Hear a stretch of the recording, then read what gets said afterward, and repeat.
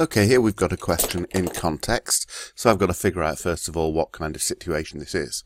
Well, I have got a batch of 10 such ropes, okay, 1/4 of the ropes break at a particular strain, okay, and I'm counting the number that breaks. I'm interested in the number of breaking bits of rope from 10 bits of rope. So I'm counting successes in n trials. And I've got a probability that each one breaks. So this is looking like it's binomial. So x is the number breaking. So this looks like it's going to be binomial. Okay. I've got n ropes where n is going to be 10. I can put in 10. And my value of p is 0.25 because 1/4 of them break. So I'm pretty sure I've got a binomial here. Okay, I may have to justify it later in the question. Let's go ahead with this. So now I've got an n and a p, I can work out the probability I want. I want the probability that x is exactly 2.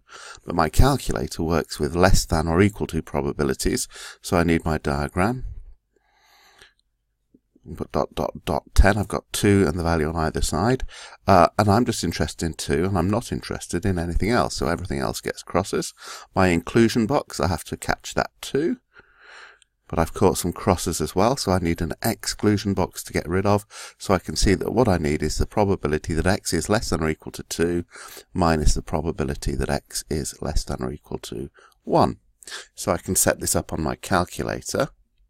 So mode 7, then I have to go to the second screen because we always use binomial CD. I'm going to do 2 and I'm going to set up my values. So for the first one, I've got an x value of 2 and n and p are 10 and 1/4. So I've entered those values and I get a probability of 0.5256. And now for the second one, all I need to do is change the x value to 1 and I get this one. Now I want to leave that in binomial mode, so I'm going to use my other calculator to do that subtraction, and I get my answer of 0.2816. 4 significant figures is fine. 0.2816. I've given these to slightly more accuracy because of the possibility of rounding error. Okay, and I have written these down because there may be method marks that I can earn if these are correct. Okay, so I've got my answer for the first part. The next one is more than 3. So same binomial. I just need to start again with my list of outcomes. I need the value 3 and the ones on either side. Get up to 10. More than 3, so I can't be 0 or 2. So I can't be 3 because it's got to be more than 3. This is the probability that x is greater than 3 we're dealing with here. I can be 4 and I can be 10. So my inclusion box has got to go all the way up to 10, so that's a probability of 1. And my exclusion box is these crosses. I want to leave in the 4. So I need to do 1 minus the probability that x is less than or equal to 3. And this is worth writing down. This is worth marks even if you muck up the calculator work. So I need, from my previous calculation, all I need to do is change the x value I'm using to 3. And this gives me 1 minus 0.77588, which I can do on my other calculator. And I get this probability of 0.22412. And I should be fine with 4 significant figures. So, I mean, this is just repeating the same kind of stuff. This time at least 2, but at most 4. So in symbols, it's not necessary to write this down, but it can help.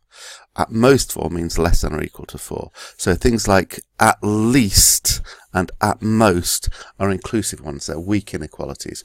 But more than is a strict inequality. It can't actually equal 3.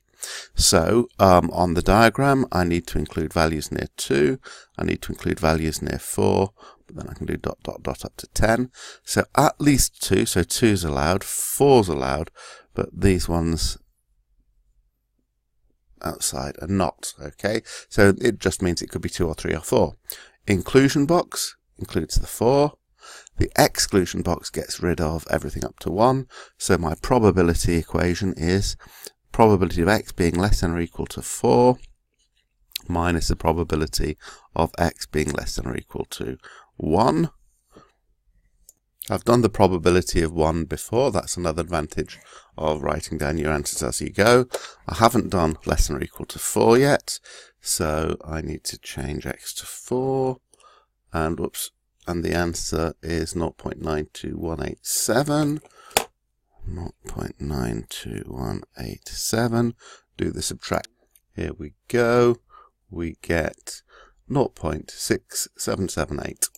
And notice the approach I've taken to rounding throughout the question.